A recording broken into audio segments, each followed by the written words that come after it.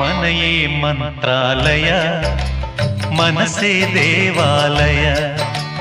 మనయే మంత్రాలయ మనసే ದೇವಾಲಯ ದೇವರೆಂದು ಪ್ರೇಮ ಸ್ವರೂಪ ಪ್ರೀತಿ ಮಾತೆ ನಂದಾದೀಪ ಅರಿತು ಬಾಳಲು ಜನ್ಮ ಸಾರ್ಥಕ ಮನೆಯೇ